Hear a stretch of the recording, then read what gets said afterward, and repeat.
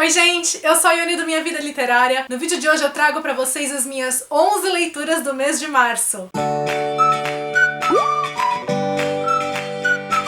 Março foi meu melhor mês de leituras, assim, em meses. Não pela quantidade de livros que eu li, mas pelos livros que eu li. Eu só li livro que eu amei. Então vocês vão ver vários comentários do tipo, esse livro é incrível, esse livro também é incrível, porque todos os livros que eu li esse mês foram incríveis. E eu já comecei o mês com A Estrada para São Paulo, da Mariana Chazanas. Estava na minha TBR da Maratona Literária de Carnaval, e eu acabei atrasando a leitura, mas saiu. Era um livro também que eu queria ler há muito tempo. Ele vai contar a história de dois jovens que foram sequestrados, trazidos para o Brasil para serem escravizados, foram separados no Porto de Santos, e a partir de então a gente começa a acompanhar a vida de cada um, servindo cada um em um lugar ao longo dos anos. É, portanto, um romance histórico que vai se passar no Brasil do século XIX, naquele período em que a escravidão estava começando a caminhar para começar a ser proibida, então você já tinha algumas leis e tinha, por exemplo, as cartas de alforria e tudo mais. E a Mariana consegue fazer esse retrato, né, tanto dos negros ainda escravizados, quanto daqueles que são ex-escravos ou que nasceram livres. E ela tem uma linguagem extremamente bem construída, sensível. A sensação que eu tive lendo foi similar a quando eu li A Amada, da Toni Morrison, que também retrata a escravidão, mas nos Estados Unidos. E embora os estilos de escrita das autoras sejam diferentes, as duas têm aquela capacidade de narrar coisas brutais, extremamente violentas, mas com palavras bonitas, fazendo com que tudo que a gente tá lendo fique ainda mais triste, mais angustiante. A violência nesse livro tá muito presente porque a história se passa num momento violento, não tem como você tirar isso daquilo. As próprias relações são violentas porque você tem a presença desse afeto que é sincero, mas que nasce dessa situação de abuso, né? E quando a gente fala de relações abusivas tem muito essa questão de que quem pratica o abuso é a mesma pessoa que vai oferecer conforto, por isso que você cria sentimentos tão misturados, tão confusos. E isso acontece nessa história, o que torna tudo ainda mais triste, mais angustiante, mais violento. É uma história muito forte e ela precisa ser assim, porque a gente não pode tratar a escravidão como algo, simplesmente como um fato histórico, pensar nela como, ah tá, aquilo aconteceu. A gente precisa lembrar dos horrores dela, porque ela impacta até hoje a nossa sociedade, seja na estrutura social, cultural, econômica. Foi um dos melhores livros que eu li nos últimos tempos, tanto pela força que a história tem, quanto pela maneira de como ela é construída. A escrita da Mariana é incrível. Ainda no cenário nacional, a minha próxima leitura foi uma leitura mais leve, e aquilo que eu tava precisando, né, depois de uma leitura que foi mais pesada. E é Uma Mentira Imperfeita, da Beatriz Cortes, que vai trazer a história da Marina, que ela é muito centrada no trabalho, super responsável, vive aquela vida certinha, e o amigo dela acha que ela precisa relaxar um pouco, lembrar da adolescente que ela foi um dia, quando ela era conhecida por Nina. E aí numa noite ela resolve colocar isso em prática. Ela assume uma nova personalidade, que é a personalidade da Nina, uma personalidade aventureira, bem diferente de quem ela é. Ela conhece um cara que ela tem certeza que nunca mais vai ver na vida e resolve curtir aquele momento. Mas é claro que eles vão se reencontrar depois e ela não vai ter como fugir dessa mentira. A Beatriz Cortes tem aquela narrativa leve, divertida. Foi um livro que eu dei risada em várias passagens, que eu gostei muito de como ela construiu a personalidade da Marina, então como a gente realmente sente a personagem confusa, passando por essas crises. O livro traz muito daquilo, né, da gente se perguntar em quem a gente se transformou, como a gente consegue às vezes abandonar quem a gente era e a gente perde de vista também quem a gente quer ser. Ela também é muito sensível em falar das relações familiares que estão bastante presentes ali, das dores que a Marina carrega com ela. O romance é uma delícia de acompanhar. O mocinho aqui da história com certeza entrou pra minha lista de crushes. É aquele mocinho que, ó, zero defeitos, apenas aplausos. E eu gostei muito de como ela conduziu toda a trama, especialmente quando chegou ao final. O final eu acho que foi o que me fez me apaixonar ainda mais pelo livro. É aquele final em que traz aquilo que a história e os personagens precisavam, sem deixar de dar a eles também o que eles mereciam. Foi um livro que eu terminei com um sorriso no rosto, com um coração quentinho, que foi uma leitura extremamente gostosa e fluida, e que no fim das contas acaba sendo um romance sobre autoconhecimento. Essa é uma das principais características da história. Vários livros que eu li esse mês têm resenha sobre eles aqui no canal, e uma dessas leituras é 1 Milhão de Pequenas Coisas, da Jodi Picoult, que também eu sei já que vai ser um dos meus melhores livros do ano, tanto pela escrita extremamente fluida, porque foi aquele livro que eu não conseguia parar de ler, que eu realmente esqueci do mundo ao meu redor enquanto eu lia, quanto pela sensibilidade com que a Jodi Picoult aborda as situações, constrói os personagens, que é uma característica presente em todos os livros dela que eu já li. Aqui a gente tem como protagonista uma enfermeira negra que é impedida de atender um paciente porque os pais do paciente, que é um bebê, são supremacistas brancos. Porém, ocorre uma complicação na situação da criança, ela hesita ao prestar atendimento porque ela não sabe se ela deve atender ou acatar as ordens que ela recebeu. A criança acaba morrendo e ela é acusada de homicídio pela morte da criança. A gente tem uma complicação da situação também porque a advogada que vai defendê-la é uma advogada branca e ela não quer abordar a questão de raça no tribunal. O livro ele é construído pelas perspectivas da enfermeira, da advogada e do pai, que é supremacista branco, então são narrativas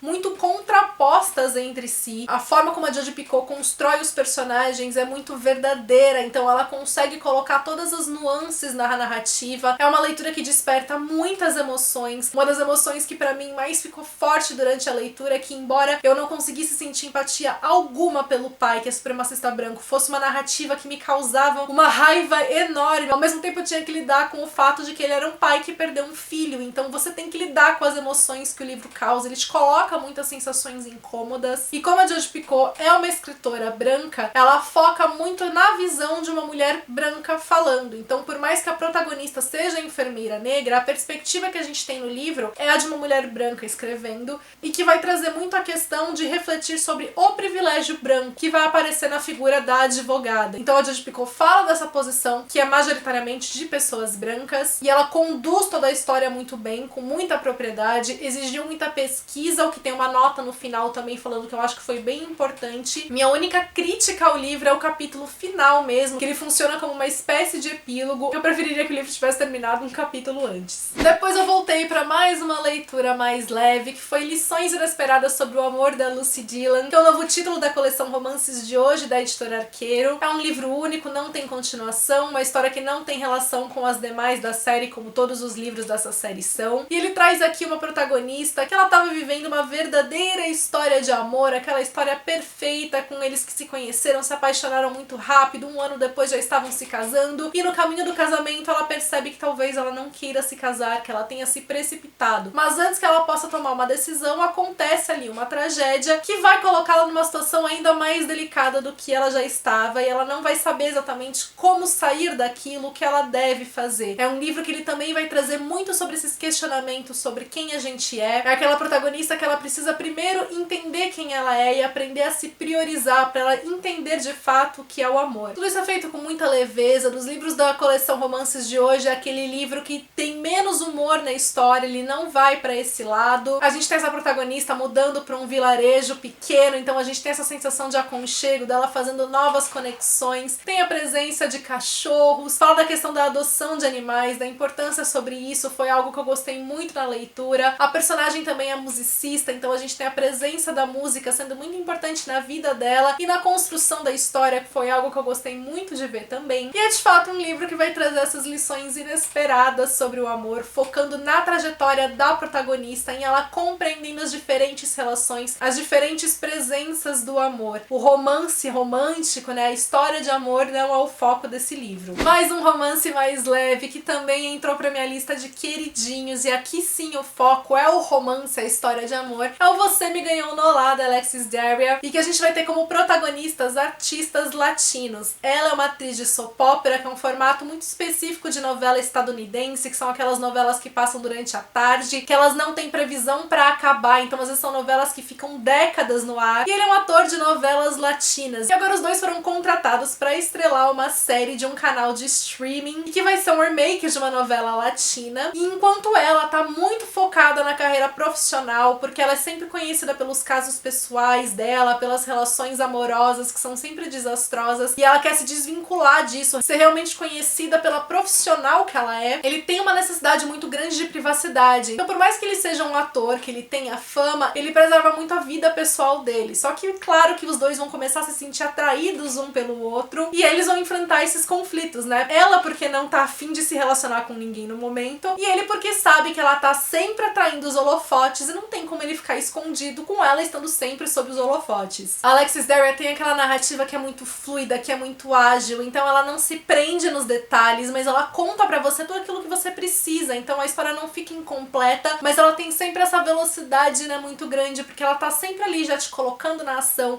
trazendo o que você precisa sem se estender demais, sem ser prolixa. O livro alterna as narrativas tanto da Jasmine quanto do Ashton, e a gente tem também a narrativa da novela, então não é que o livro aparece escrito como roteiro de um episódio, mas a gente tem a narrativa mesmo de como se a gente estivesse lendo aquele episódio ou assistindo o episódio acontecer enquanto eles estão atuando, o que acaba ficando muito gostoso na leitura, né, porque a gente tem mais de uma história em uma. O livro todo se passa basicamente nesses bastidores de gravação, que é um cenário que eu gosto demais, e a autora constrói muito bem as personalidades de cada um, os conflitos que eles têm que lidar, essa bagagem que os dois trazem. A questão da representatividade é muito importante, então a todo momento ela vai colocando questões sociais, políticas, que trazem essa reflexão, e isso é colocado de uma forma muito orgânica na narrativa. O romance também é delicioso, é cheio de química, é um romance sensual, então tem passagens adultas, não é um romance recomendado para menores de 18 anos, e eu amei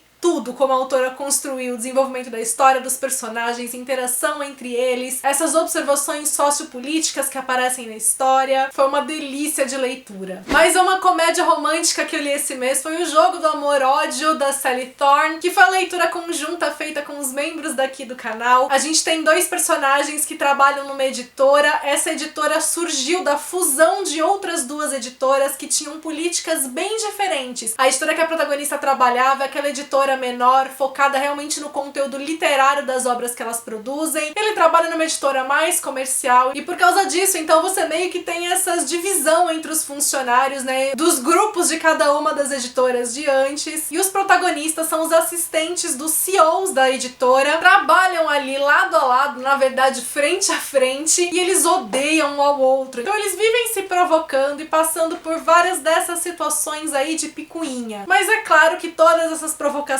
escondem algo a mais. Desde o início do livro a gente consegue sentir essa química muito grande entre eles, mesmo naquele momento, né, de raiva, você percebe a química por detrás. Foi uma das coisas que eu mais gostei no livro, foi uma das coisas que mais me deixou envolvida com a leitura. Também, por mais que a história parta dessa situação inicial, que é um tanto quanto imatura, né, as picuinhas que eles têm, eu me deixei levar pelo lado divertido da coisa, então foi um livro muito gostoso de ler nesse sentido, com essas passagens que me divertiram. Eu gostaria de ter visto mais dessa questão do mundo editorial, porque é algo que eu gosto bastante, e ela aparece meio que de segundo plano, né? Não é o foco da história, e eu queria que isso tivesse sido explorado mais. De qualquer maneira, foi um livro que eu devorei, foi ótimo realmente pra passar o tempo. Eu acho que inicialmente ele tem algumas passagens que às vezes ficam um pouco confusas, porque o livro tem alguns erros, algumas passagens, né, que indicam uma tradução que também tá meio estranha, além do próprio estilo de escrita da autora, né? Então tiveram umas passagens que foram um pouco mais confusas nesse sentido, mas no geral foi uma leitura que fluiu muito bem. Eu tive algumas ressalvas também, principalmente no final, então com alguns comportamentos do mocinho, ou mesmo algo que eu achava que era importante na história e que acabou ficando de fora, mas ainda assim foi um livro que eu adorei, por ter sido uma leitura gostosa e divertida. A minha leitura desse mês, que vocês escolheram na votação da minha TBR para 2021, foi Na Hora da Virada, da Angie Thomas, que também já tem vídeo resenha aqui no canal, e foi um livro que eu gostei até mais do que O Ódio que Você Semeia, né, que foi o romance de estreia da autora. E aqui a gente conhece a história da Brie, que ela sonha em ser uma rapper famosa, ela é filha de um rapper que fez sucesso, mas que foi assassinado, ela quase não tem memórias do pai dela, e ela começa a sentir essa pressão muito grande de fazer sucesso com o rap dela, pra tentar ganhar mais dinheiro e ajudar a família dela, porque eles estão passando por um aperto muito grande. E nessa ela consegue ficar sob os holofotes, ela consegue ficar de certa forma conhecida, mas não conhecida da maneira de como ela gostaria. A Angie Thomas, ela é muito habilidosa também em inserir as problemáticas que ela precisa ao longo da história, sem fazer com que o livro perca a sua característica young adult. Então esse é um livro que ele vai tratar de temas, né, que são próprios dessa fase da vida, então ele vai falar da questão de você entender quem você é, de você estar em busca dessa identidade, de você estar lutando pelos seus sonhos, de você lidar com as transformações que vão acontecendo, que ficam fora do nosso controle, enfim, situações que são típicas dessa idade, mas que ela insere refere demais outras problemáticas. Então, de novo, a gente vai ter uma questão do racismo muito presente, da questão da própria estrutura social. A protagonista, ela vive na periferia e a gente tem essa periferia muito bem retratada. A Angie Thomas, ela demonstra onde está a raiz dos problemas, como eles vão se ramificando, sem colocar uma visão simplista, né? Que às vezes é muito fácil você julgar uma situação como simplesmente certo ou errado. Ela humaniza demais as personagens, sem passar a mão na cabeça. Em nenhum momento ela trata como certa uma situação que é errada, por exemplo, mas ela vai direto onde de fato está o problema, e sempre humanizando demais as personagens. Foi um livro que me sensibilizou muito, que me emocionou em diversas passagens. A própria questão da Brita lutando pelos sonhos dela demonstra também que ela tem uma barreira extra aí, porque é muito mais difícil para uma pessoa da situação dela, da mesma posição dela, lutar pelos sonhos, sempre sendo impedida a fazer isso. A questão da música tá muito presente no livro também, foi algo que eu amei ver aqui, a força também que isso traz pra história. Depois eu fiz uma leitura super rapidinha, que é aquele livro que você lê em pouco mais de 1 hora, porque é uma novela com menos de 100 páginas, e é o Macerá, da Paula Vivian, é a primeira publicação dela, em que cada um dos contos das novelas vão ser protagonizadas por uma diferente amiga de um trio de amigas. Essas amigas moram no mesmo andar de um prédio, por isso que a série se chama Sétimo Andar. E aqui a gente conhece a história da Catarina. A Catarina é aquela que se considera super azarada, que ela não tem sorte na vida, e vai trazer uma história também de reencontro, né? De um amor de adolescência que reaparece agora. E a Paula tem uma escrita deliciosa, ela escreve muito bem,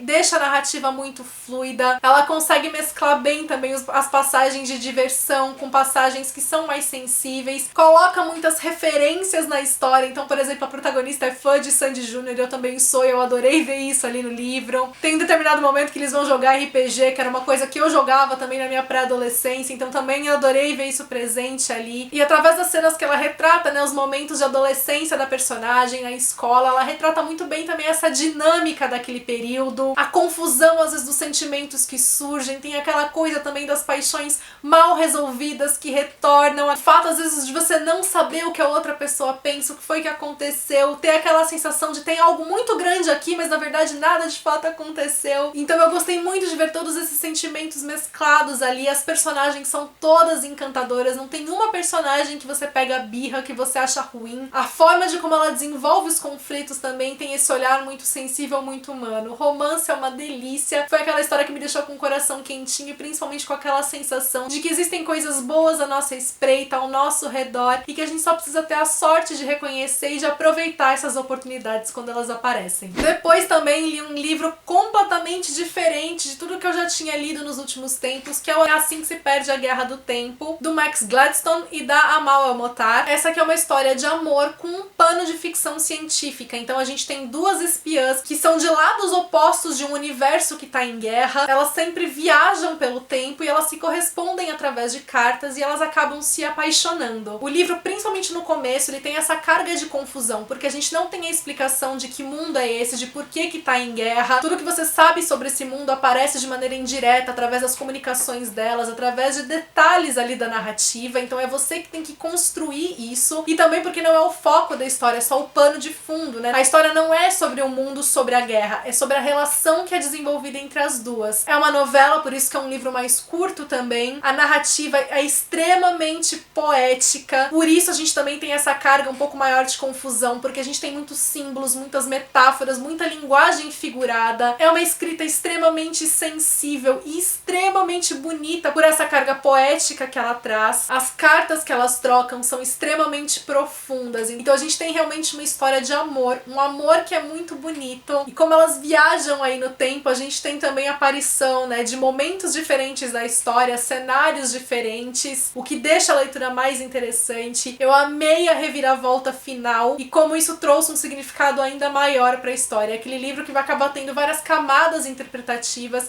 e que me conquistou por essa beleza narrativa e por ter sido uma história assim tão fora do convencional. E aí, por fim, eu terminei lendo os livros de contos da Lindevânia Martins. o Zona de Desconforto, que é uma antologia com 8 contos, e o Longe de Mim, que é um conto único, né, publicado nessa edição artesanal. A linguagem da Lindevânia Martins também é muito sensível, são contos que vão ter tanto essa questão sociopolítica também, quanto principalmente uma abordagem muito sensível, né, das subjetividades de cada personagem. Ela traz essa questão individual deles como muito parte de um todo, de um conjunto de maior, mostrando como muitas das relações que se dão aqui recebem cargas tanto do meio que os personagens estão, quanto de acontecimentos anteriores a eles, de pessoas que vieram antes, que também foram influenciadas pelo seu próprio meio. Então existe muito essa ideia da continuidade, de como a gente não é simplesmente o que a gente é hoje, a gente é uma influência de tudo aquilo que a gente viveu, que veio antes da gente, do que as pessoas de antes também passaram. São contos muito impactantes, muito fortes, que fazem você entrar nessa zona aí realmente de desconforto, porque é assim que eles passam a mensagem que eles têm que passar, e que são todos muito bem escritos e escritos de uma forma muito bonita. Contem pra mim quais foram as leituras de vocês desse mês, e das leituras que eu fiz, quais chamaram mais a atenção de vocês. As informações sobre todos os livros estão aqui no box de informações. Gostou desse vídeo? Então deixa sua curtida, isso ajuda muito na divulgação do meu trabalho. Pra quem é novo por aqui, seja bem-vindo, seja bem-vinda. Aproveita pra se inscrever e ativar o sininho pra não perder nenhuma notificação. Me acompanha nas demais redes sociais, que a gente tem um contato mais próximo por lá. Beijos pra todo mundo, até o próximo vídeo.